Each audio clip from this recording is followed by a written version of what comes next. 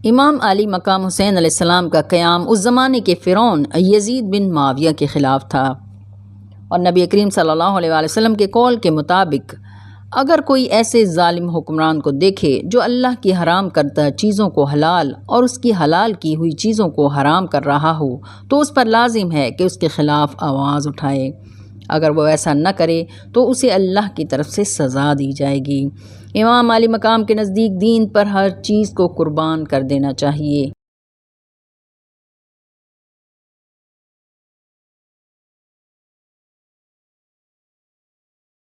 بسم اللہ الرحمن الرحیم، صلی اللہ تعالی علی حبیبہ محمد وآلہ وسلم۔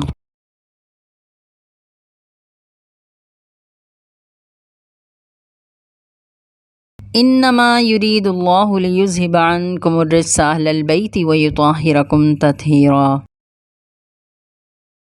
2 محرم الحرام 61 ہجری کو امام حسین علیہ السلام ایک چٹیل ریگستانی میدان دیکھ کر اپنے قافلے کے ہمراہ وہاں رک گئے۔ دشت و بیاباں کی اداسی اور مغمون فضا کو دیکھ کر امام نے پوچھا، اس جگہ کا نام کیا ہے؟ لوگوں نے بتایا کہ اسے کربلا کہتے ہیں۔ جوں ہی آپ نے یہ لفظ سنا، فرمایا، یہ مصیبتوں اور تکلیفوں والی جگہ ہے، اور یہی ہمارے مال و اسباب کے اترنے اور ہمارے اونٹوں کے بیٹھنے کی جگہ اور ہمارے آوان و انصار کا مقتل ہے۔ جب میدان کربلا میں خیمے نصب کرنے کے لیے زمین میں لکڑی گاڑتے تھے تو وہاں سے تازہ خون نکل آتا تھا۔ یہ کیفیت دیکھ کر امام علی مقام کی ہمشیرہ سیدہ زینب الکبریٰ نے عرض کیا، بھائی یہ تو خونی زمین ہے، یہاں پر دل گھبراتا ہے۔ امام نے فرمایا، یہی مقام شہداء اور وعدہ پورا کرنے کی جگہ ہے۔ امام کے رفقا، احباب و اہل بیت کی کل تعداد 145 تھی۔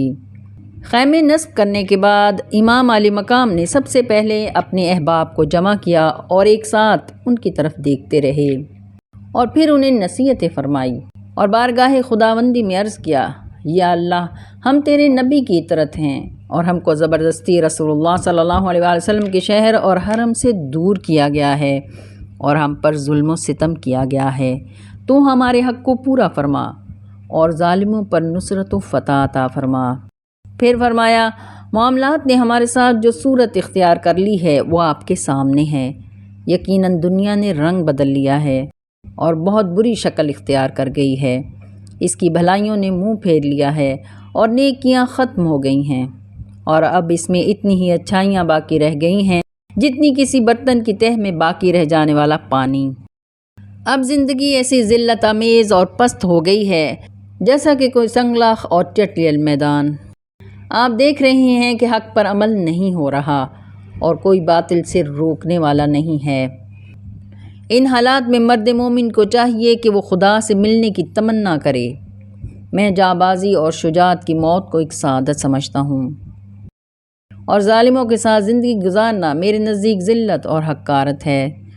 لوگ دنیا کے غلام ہیں اور دین صرف ان کی زبانوں پر رہتا ہے۔ یہ بس اس وقت تک دین کے حامی ہیں جب تک ان کی زندگی آرام و آسائش سے گزرے، اور جب امتحان سے گزارے جائیں تو دیندار کم رہ جاتے ہیں۔ بعد میں آپ نے اصحاب سے پوچھا، یہ زمین کس کی ملکیت ہے؟ بتایا گیا کہ قبیلہ بنو اسد کی۔ آپ نے بنو اسد کے سردار کو بلوایا اور کربلا کی زمین 60,000 درہم کے بدلے خریدی، اور یہ زمین اس شرط پر انہیں ہبہ کر دی کہ وہ لوگوں کو امام علی مقام کی قبر کی طرف رہنمائی کریں گے اور 3 دن تک ان کی مہمان نوازی کریں گے۔ اس کے بعد امام علی مقام نے قبیلہ بنی اسد کے لوگوں سے خطاب فرمایا اور فرمایا، حمد ہے اللہ کی جس نے عوام کی ہدایت کے لیے نبی مبعوث کیے اور کائنات کی بقا کے لیے ولی بنائے۔ اللہ نے ہمیں اختراع کیا اس نوروں کے نور سے جس کی وجہ سے نور نوری ہوئے، اور جتنے اللہ کے اسماء الہیہ ہیں اللہ نے ہمارے لیے خلق کیے۔ ابھی عبادت خلق نہیں ہوئی تھی کہ ہم نے اس کی عبادت کی۔ اشیاء کی تخلیق سے بھی پہلے ہم نے ویسی عبادت کی جیسی وہ چاہتا تھا۔ اس نے ہمیں اپنے عرش کا نگران بنایا۔ جب اس نے ہمیں دنیا میں بھیجا تو اپنے بیت اللہ کا محافظ بنایا، اور حمد ہے اس اللہ کی جس نے فرشتوں اور حوروں سے ہمارے گھر کے ایسے کام کروائے جیسے غلام اور کنیزیں کرتے ہیں۔ کیا تمہارے علم میں نہیں کہ اللہ نے آدم کو مٹی کے سط سے اور پانی کے جوہر سے بنایا اور آسمانوں میں رہنے والی مخلوق سے سجدہ کرایا؟ پہاڑوں کی چوٹیوں جیسی موجوں پر اللہ نے نوح علیہ السلام کی کشتی محو سفر رکھی اور کائنات کے لیے اس کشتی کو نشانی بنایا، اور اللہ نے ابراہیم پر آگ گلزار کی اور اشقیاء پر اسے محبت عطا کی، اور طور کی چوٹی پر موسیٰ کو شرف ہم کلامی بخشا، اور جب واپس لوٹا ید بیضا کا مالک تھا اور 700 معجزے رکھنے والے عصا کا مالک تھا۔ اور عیسیٰ کو اللہ نے قدرت دی زندہ کرنے پر، مٹی سے پرندے کی تصویر بناتا تھا اور ہوا میں اڑا دیتا تھا۔ یہ سارے ہماری ولایت میں مخلص تھے۔ اے عراق کے سردارو، اے صاحبان عقل، میں تمہاری زمین ایسے نہیں خرید رہا، حکم الہی سے میں نے اس میں برکت اور شفا دینی ہے۔ تم دیکھو گے یہ ہم سے محبت کرنے والوں کی پناہ گاہ بن جائے گی، اور ان قریب میری کربلا آسمان والوں کی معراج بن جائے گی۔ 3 محرم الحرام 61 ہجری کو کوفہ کے گورنر عبید اللہ ابن زیاد نے کوفہ کے لوگوں کو امام حسین کے ساتھ جنگ کے لیے آمادہ کیا اور 10 سرداروں کے نام مرتب کیے، اور ان سب کو فرزند رسول کے ساتھ جنگ کے لیے فوج دے کر بھیجتا رہا۔ عمر ابن سعد کو رے کی حکومت کا لالچ دے کر سب سے پہلے کربلا روانہ کیا۔ اس نے جاتے ہی آل رسول کے خیمے فرات کے کنارے سے ہٹوا کر خود فرات کے کنارے ڈیرا جما لیا۔ 4 محرم الحرام کو ابن زیاد نے جامع مسجد کوفہ میں ایک خطبہ دیا، جس میں لوگوں کو فرزند رسول امام حسین علیہ السلام کے خلاف بھڑکایا اور کہا کہ یزید کے حکم سے تمہارے لیے خزانوں کے منہ کھول دیے گئے ہیں۔ شمر کو 4000 کا لشکر دے کر، ابن رکاب کو 2000، ابن نمیر کو 4000، ابن رہینہ کو 3000، ابن خرشہ 2000 سواروں کے ساتھ کربلا روانہ ہوئے۔ 5 محرم الحرام 61 ہجری کو مزید 20,000 کا یزیدی لشکر کربلا فرزند رسول حضرت امام حسین علیہ السلام اور ان کے اہل بیت و اصحاب کو قتل کرنے کے لیے کربلا پہنچ گیا۔ 6 محرم الحرام 61 ہجری کو کوفہ سے جہاں مختلف قبائل کے جنگ آزما کربلا بھیجے جا رہے تھے، وہیں تاجر پیشہ اور دکاندار بھی فوجیوں کی ضروریات پوری کرنے کی غرض سے اپنا سامان اٹھائے کربلا کی طرف رواں دواں تھے۔ گھوڑوں کی نالیں لگانے والے، تندورچی اور کھانا پکانے والے، طبیب، جراح، لوہار، ترکھان اور دیگر اشیاء ضروریات فروخت کرنے والے شامل تھے۔ 6 محرم کی رات کو ابن سعد نے حضرت خزیمہ کو امام علیہ السلام کی طرف بھیجا تاکہ امام کے کربلا آنے کا سبب دریافت کیا جا سکے۔ حضرت خزیمہ امام کی خدمت میں تشریف لائے اور امام علیہ السلام کے کربلا آنے کا مقصد دریافت کیا۔ امام علیہ السلام نے فرمایا کہ تم لوگوں نے ہی تو خطوط لکھ کر ہمیں بلایا تھا۔ یہ مذاکرات کافی دیر تک چلتے رہے۔ ان مذاکرات نے خزیمہ کی کایا پلٹ دی اور وہ یزید کا ساتھ چھوڑ کر امام کے ساتھ مل گیا۔ 7 محرم الحرام 61 ہجری کو عبید اللہ ابن زیاد کے حکم پر یزیدی فوج کے سربراہ عمر ابن سعد نے اپنے 4000 فوجی دستوں کو فرات اور امام علی مقام کے خیموں کے درمیان متعین کر دیا تاکہ آل رسول میں سے کوئی بھی کسی طرح بھی پانی حاصل نہ کر سکے۔ مئی کے آخری ایام تھے، زمین آگ اگل رہی تھی، سورج آگ برسا رہا تھا اور کوئی سایہ نہ تھا۔ چٹیل ریگستانی میدان میں آل رسول بوجہ شدت پیاس کے بچے العطش العطش پکار رہے تھے۔ خاندان رسالت کے افراد قطرۂ آب کو ترس رہے تھے، مگر یہ سب معمور تھے، مجبور نہ تھے۔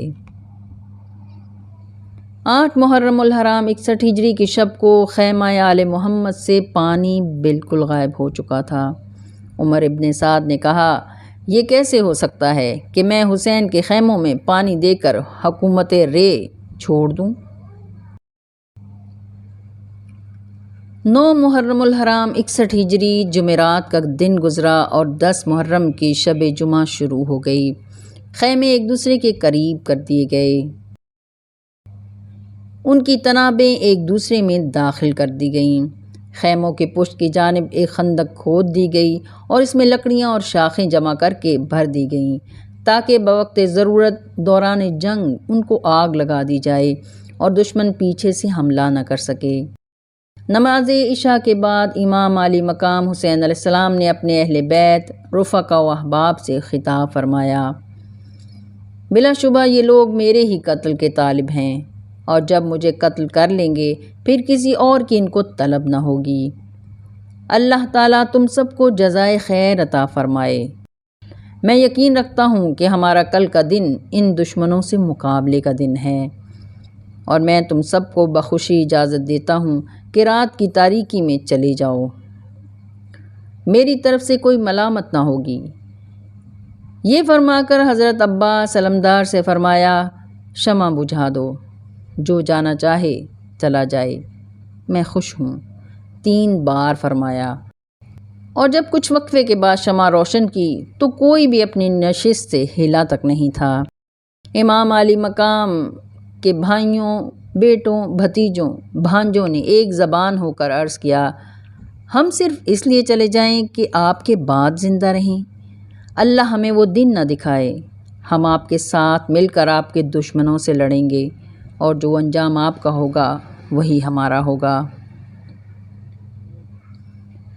جب امام علی مقام حسین علیہ السلام نے تمام رفقا و احباب کو آزما لیا تو پھر ان سے فرمایا، کل میرا خون کربلا کی زمین پر گرے گا۔ میں تم سب کو بشارت دیتا ہوں کہ سوائے محرمات رسول کے تم سب شہید کر دیے جاؤ گے۔